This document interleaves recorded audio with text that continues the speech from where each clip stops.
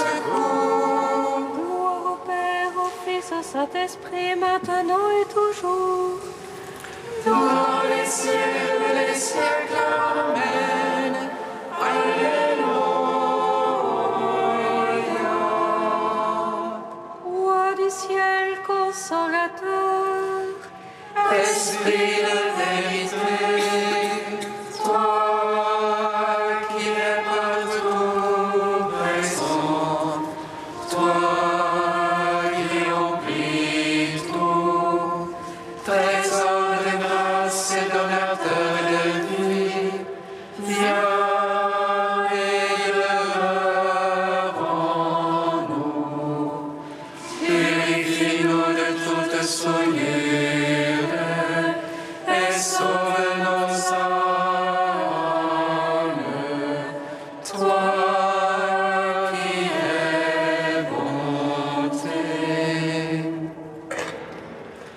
Roi du ciel consolateur, Esprit de vérité, toi qui es partout présent, toi qui remplis tout, trésor de grâce et donateur de vie, viens et demeure en nous.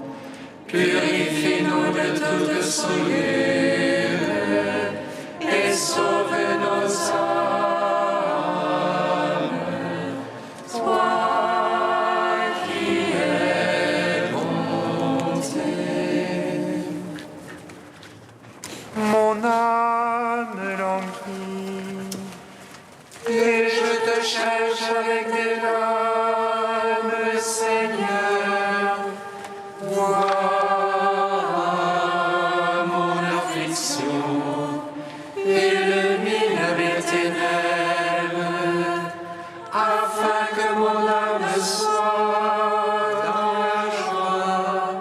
Seigneur, donne-moi ton humilité, afin que ton amour soit en moi et que ta crainte vive en moi. Mon âme languit, et je te cherche avec des larmes, Seigneur. Vois mon affliction, illumine mes ténèbres, afin que mon âme soit dans la joie. Seigneur, donne-moi ton humilité, afin que ton amour soit en moi et que ta crainte vive en moi. Mon âme languit, et je te cherche avec des larmes, Seigneur. Vois mon affliction, illumine mes ténèbres, afin que mon âme soit dans la joie. Seigneur, donne-moi ton humilité, afin que ton amour soit en moi et que ta crainte vive en moi. Psaume 118, strophe 5. incline mon cœur vers ta parole, Seigneur mon Dieu. Incline mon cœur vers ta parole, Seigneur mon Dieu.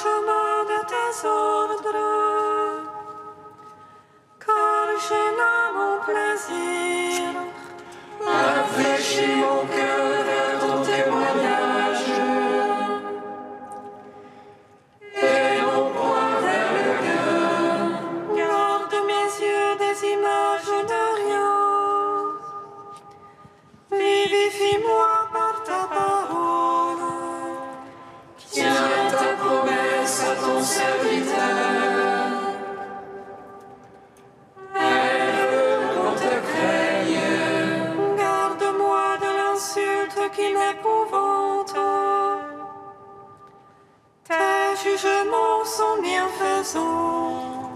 Voici, j'ai désiré tes préceptes. Vivifie-moi par ta justice. Gloire au Père, au Fils, au Saint-Esprit. Pour les siècles des siècles. Amen. Incline mon cœur vers ta parole, Seigneur mon Dieu. Psaume 37. Seigneur Jésus, Fils du Dieu vivant, prends pitié de moi, pécheur. Seigneur Jésus, Fils du Dieu vivant, prends pitié de moi, pécheur. Seigneur, ne me châtie pas dans ton courroux, mon Dieu, ne me reprends pas dans ta fureur. En moi tes flèches ont pénétré, sur moi ta main s'est abattue. Rien d'attaque dans ma chair sous ta colère, rien de saint dans mes os après ma faute. Mes offenses me dépassent la tête, comme un poids trop pesant pour moi. Mes plaies sont puanteur et pourriture à cause de ma folie. Ravagé, prostré, un bout, tout le jour en deuil je m'agite. Mes reins sont pleins de fièvre, plus rien n'attaque dans ma chair. Brisé, écrasé l'amour, je rugis en bon de mon cœur. Oh mon maître, tout mon désir est devant toi. Pour toi, mon soupir n'est point caché. Le cœur me bat, ma force m'abandonne, et même la lumière de mes yeux. Mes ennemis s'écartent de ma plaie, mes plus proches se tiennent à distance. Ils machinent ce qui traque mon âme, tout le jour ils ruminent les trahisons. Mais je suis comme un sourd, je n'entends pas, comme un muet qui n'ouvre pas la bouche. Comme un homme n'ayant rien entendu, qui n'a point de réplique en sa bouche. C'est toi, Seigneur, que j'espère, c'est toi qui répondras, Dieu mon maître. J'ai dit qu'il ne se gosse de moi, qu'il ne gagne sur moi comme on dit ronche. Or je suis voué à la chute, mon tourment est devant moi sans relâche. Mon offense, oui, je la confesse, je suis anxieux de ma faute. Ceux qui me nuisent à plaisir foisonnent, ils sont légions à m'en vouloir sans cause. À me rendre le mal pour le bien, à m'accuser quand je cherche le bien. Ne m'abandonne jamais, Seigneur, mon Dieu, ne sois pas loin de moi. Vite viens à mon aide, Dieu mon maître et mon sauveur. Rendons gloire au Père Tout-Puissant, à son Fils Jésus-Christ le Seigneur, à l'Esprit qui habite en nos cœurs, pour les siècles des siècles. Amen. Seigneur Jésus, Fils du Dieu vivant, prends pitié de moi, pécheur. 81. Dieu se tient au conseil divin. Au milieu de Dieu, il juge. Jusque à quand jugerez-vous faussement? Soutiendrez-vous les prestiges des impies? Jugez pour le faible et l'orphelin. Ô malheureux, l'indigent rend de justice. Libérez le faible et le pauvre de la main des impies, délivrez-les. Sans savoir, sans comprendre, ils vont dans l'ombre. Toute l'assise de la terre s'ébranle. J'avais dit, vous les dieux, des fils du Très-Haut, vous tous. Mais non, comme l'homme, vous mourrez. Comme un seul au prince, vous tomberez. Lève-toi, Dieu, juge la terre, car tu domines sur toutes les nations. Gloire au Père, au Fils, au Saint-Esprit, pour les siècles des siècles. Amen. Seigneur Jésus, Fils du Dieu vivant, prends pitié de moi, pécheur. Deuxième chant du serviteur, page 290. Écoute-moi, il est lointaine. Soyez attentifs, tout le peuple de la terre. J'étais encore dans le sein maternel quand le Seigneur m'a appelé. Il a fait de ma bouche une épée acérée, il m'a protégé dans l'ombre de sa main. Il a fait de moi sa flèche préférée, il m'a serré dans son carquois. Il m'a dit, tu es mon serviteur, en toi je veux me glorifier. Moi je pensais, je me suis fatigué en vain, j'ai en vain usé mes forces. Mais non, mon doigt subsistait près du Seigneur, ma récompense auprès de mon Dieu. Aux yeux du Seigneur, j'étais glorifié, et ma force, c'était mon Dieu. Il m'a dit, c'est trop peu que tu sois mon serviteur, pour relever Jacob et rassembler Israël.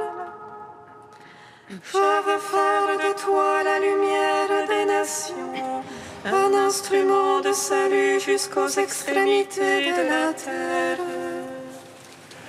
Rendons gloire au Père de Tout-Puissant, à son Fils Jésus-Christ le Seigneur,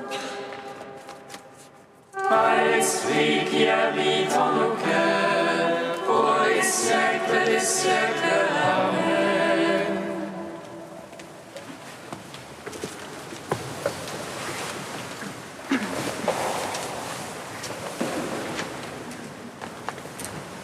De Paul Evdokimov, L'homme nouveau.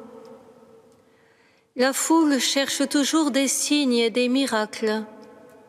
Mais le Seigneur déclare, ils n'en auront aucun. Un saint d'aujourd'hui, c'est un homme comme tout le monde. Mais tout son être est une question de vie ou de mort adressée au monde.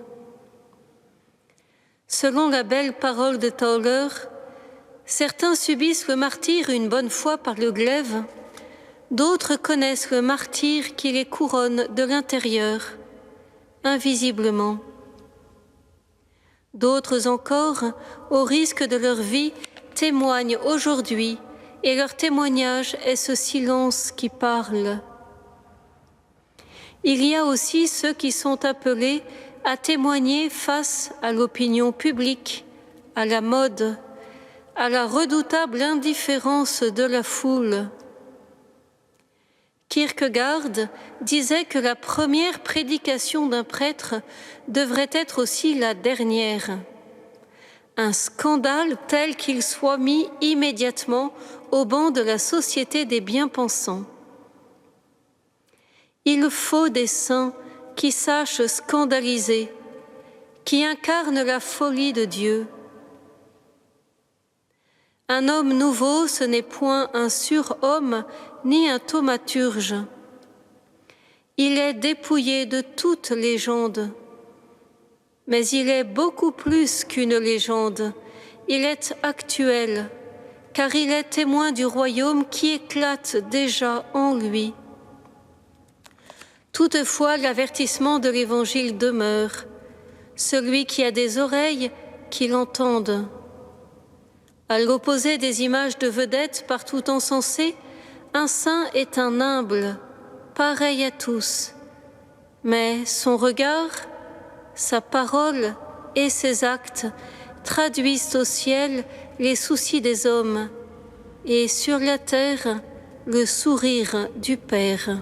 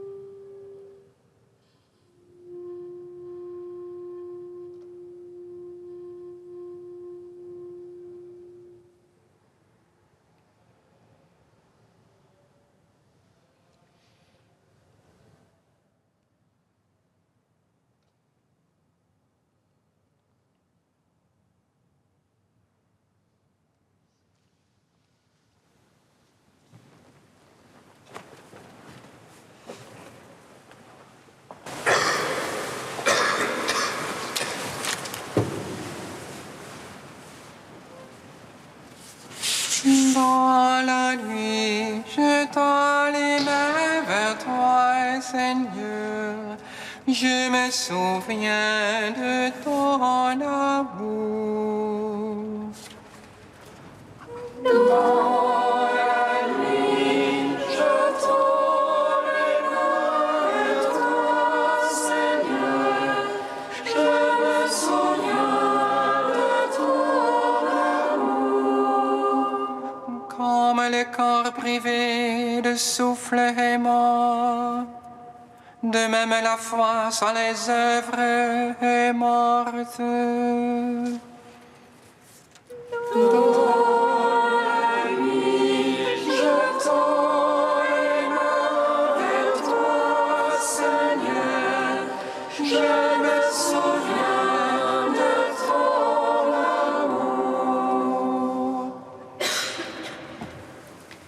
Lecture de la lettre de Saint Jacques. Mes frères, si quelqu'un prétend avoir la foi sans la mettre en œuvre, à quoi cela sert-il? Sa foi peut-elle le sauver? Supposons qu'un frère ou une sœur n'ait pas de quoi s'habiller, ni de quoi manger tous les jours. Si l'un de vous leur dit « Allez en paix, mettez-vous au chaud et mangez à votre faim », sans leur donner le nécessaire pour vivre, à quoi cela sert-il? Ainsi donc, la foi, si elle n'est pas mise en œuvre, est bel et bien morte. En revanche, on va dire « Toi, tu as la foi, moi, j'ai les œuvres. Montre-moi donc ta foi sans les œuvres, moi, c'est par mes œuvres que je te montrerai la foi. Toi, tu crois qu'il y a un seul Dieu, fort bien. Mais les démons, eux aussi, le croient et ils tremblent. Homme superficiel, veux-tu reconnaître que la foi sans les œuvres ne sert à rien?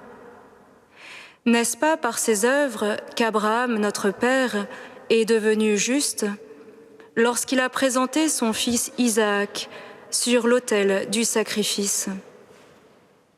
Tu vois bien que la foi agissait avec ses œuvres, et par les œuvres, la foi devint parfaite. Ainsi fut accomplie la parole de l'Écriture. Abraham eut foi en Dieu.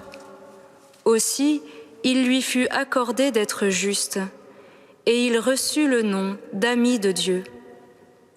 Vous voyez bien, l'homme devient juste par les œuvres, et non seulement par la foi. Ainsi, comme le corps privé de souffle est mort, de même la foi sans les œuvres est morte. À toi, Seigneur, Seigneur, gloire à toi. Gloire à toi, Seigneur, Seigneur, gloire à toi.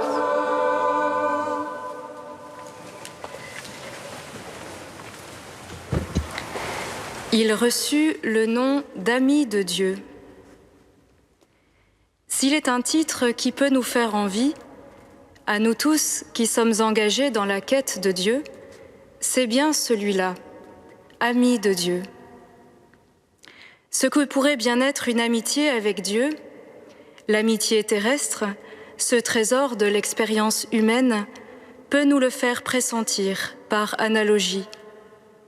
Proximité, intimité, partage de la confidence, solidarité dans la joie comme dans la peine. En somme, une qualité de relation qui se traduit par la qualité d'une attitude vis-à-vis de l'ami.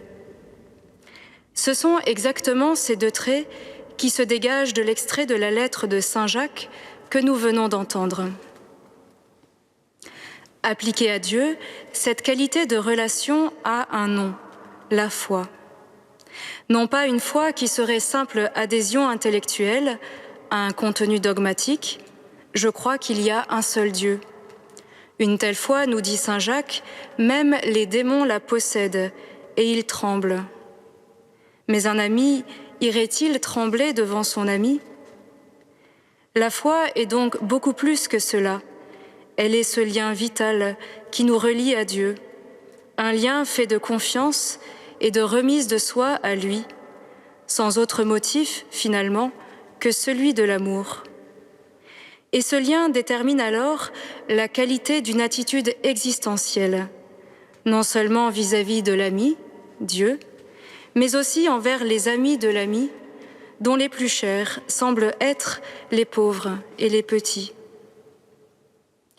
La figure d'Abraham, que Jacques évoque comme étant le modèle du véritable ami de Dieu, nous fait comprendre jusqu'où doit aller cette qualité d'attitude, jusqu'à préférer l'ami, non seulement à tout ce que l'on peut légitimement recevoir de son amitié, mais à sa propre vie. Telle était bien l'attitude d'Abraham, se disposant à immoler son fils Isaac. Dieu, pensait-il, est capable même de ressusciter les morts. Et l'on voit bien ici que seule la qualité de relation qui unissait Abraham à Dieu lui a permis d'aller jusqu'au bout de la confiance. Il préférait en effet le Dieu de la promesse à la promesse que Dieu lui avait faite. Ces deux composantes de l'amitié avec Dieu, c'est le Christ qui est venu nous les révéler en plénitude, en particulier dans l'Évangile selon saint Jean. Avec cette nouveauté inouïe qu'en lui, le Verbe incarné, l'amitié avec Dieu se donne désormais à vivre à travers le visage d'un homme. « Je vous appelle amis », dira-t-il à ses disciples, « parce que tout ce que j'ai entendu de mon Père, je vous l'ai fait connaître. » Peut-on imaginer un degré plus élevé de proximité avec Dieu ?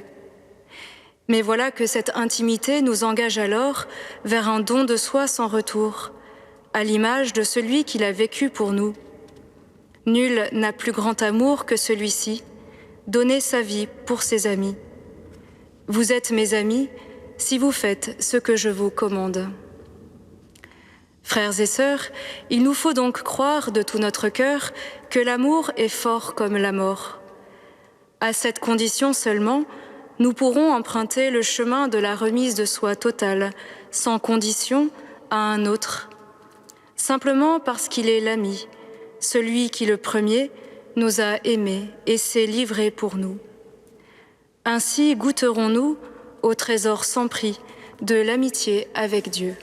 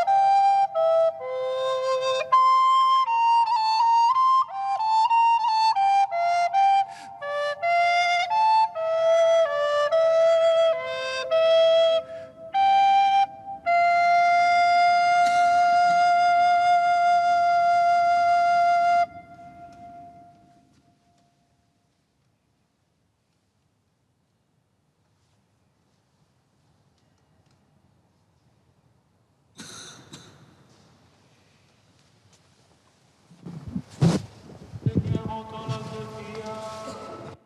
Écoute-nous,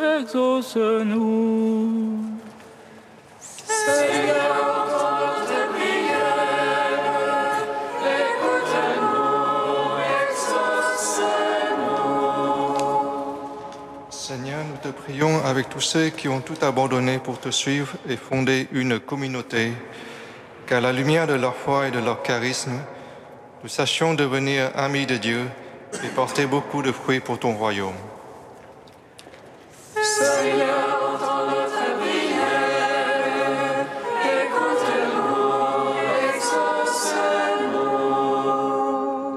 Seigneur, nous te prions pour tous ceux qui sont tentés de fuir leur pays ou sont forcés de le faire, que là où ils seront accueillis, ils trouveront réconfort, paix et espérance en ton Église. Seigneur, entends notre prière. Écoute-nous, exauce-nous. Seigneur, nous te prions pour tous ceux qui sont engagés dans des pourparlers de paix en Europe et dans le monde, que leurs échanges soient influencés par la vivifiante espérance de l'Évangile. Seigneur, entends notre prière.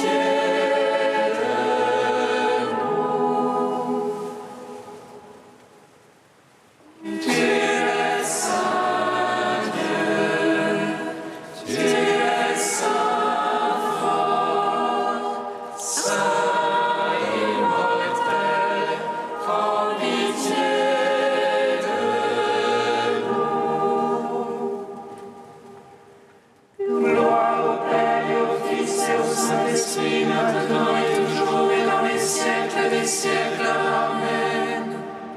Saint immortel, prends pitié de nous.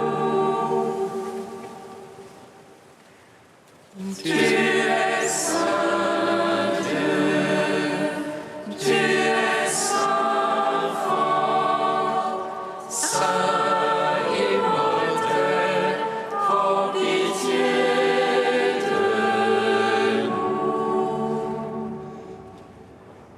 Seigneur Jésus, tu t'es fait tout proche de nous, tu t'es fait notre frère pour nous faire entrer tous dans la famille des enfants de Dieu. À ton commandement, nous osons dire: Notre Père qui es aux cieux, Que ton nom soit sanctifié, que ton règne vienne, que ta volonté soit faite sur la terre comme au ciel. Donne-nous aujourd'hui notre pain de ce jour. Pardonne-nous nos offenses comme nous pardonnons aussi à ceux qui nous ont offensés. Et ne nous laisse pas entrer en tentation, mais délivre-nous du mal.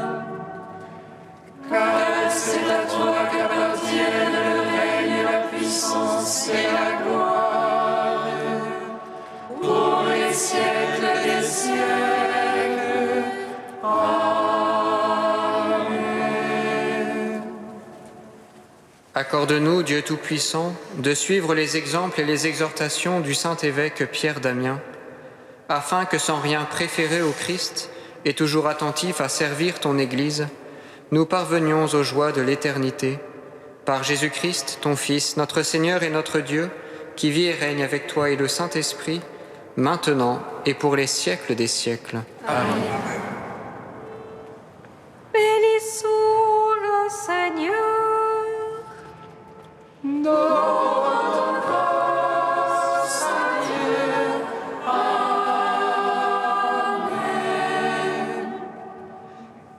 L'ange annonça à Marie qu'elle serait la mère du Sauveur.